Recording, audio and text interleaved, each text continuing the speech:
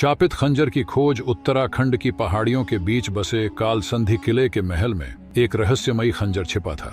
यह कोई साधारण हथियार नहीं था, बल्कि एक श्रापित खंजर था जिसे छूते ही व्यक्ति पर प्राचीन शक्तियों का प्रभाव पड़ता था। राजा विक्रमादित्यनाथ ने अपने पूर्वजों की कहानियां सुनी थीं, जिन्होंने इस खंजर को छूने का प्रयास किया था और या तो पागल हो गए या फिर गायब हो गए। किंतु विक्रम को नियति ने इस खंजर की खोज करने के लिए चुना था। एक रात जब महल में हर कोई सो रहा था, विक्रम ने गुप्त दरवाजे से होते हुए कालसंधि महल की सबसे अंधेरी कोठरी में प्रवेश किया। वहां धूल और जालों के बीच एक पत्थर के तख्त पर वह खंजर रखा था। जैसे ही उसने उसे छूने का प्रयास किया, दीवारों पर लिखे मंत्र जलने लगे और हवा में किसी के फुसफुसाने की आवाज गूंज उठी। जो भी इस खंजर को उठाएगा उसे अपनी आत्मा की कीमत चुकानी होगी। किंतु विक्रम रुका नहीं। उसने खंजर उठाया और उसी क्षण एक तीव्र ऊर्जा ने उसके शरीर में प्रवेश कर लिया। उसकी आंखें पल भर के लिए लाल हो गईं और वह जमीन पर गिर पड़ा। जब वह उठा, उसे महसूस हुआ कि उसके अंदर कोई और शक्ति समा चुकी थी। एक शक्ति जो उसे बेजोड़ योद्धा बना सकती थी, लेकिन जिसकी कीमत बहुत बड़ी थी। खंजर को उठाने के बाद विक्रम की दुनिया बदलने लगी।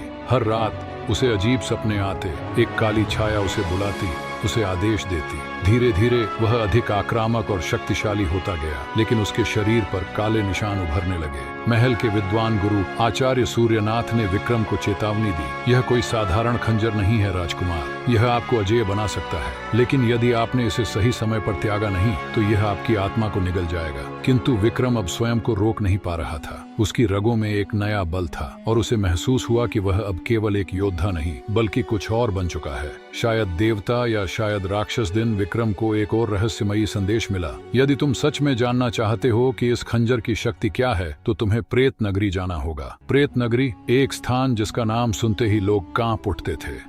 वह स्थान वर्षों से वीरान था, जहां रात को अजीब साए घूमते थे और जहां से जाने वाले कभी लौट कर नहीं आए। विक्रम ने तय किया कि वह वहां जाएगा, क्योंकि अब वह स्वयं को अजेय मानने लगा था।